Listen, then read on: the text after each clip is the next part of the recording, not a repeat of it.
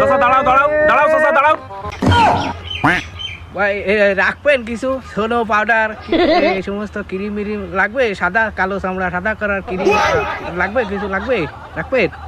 cream মানে নিজ কানে শুনলাম তুমি কারেন্ট বাঁচতে চাও তুমি আবার এখন কাজ সোনো পাউডার ক্রিম পাইছাও নাকি তুমি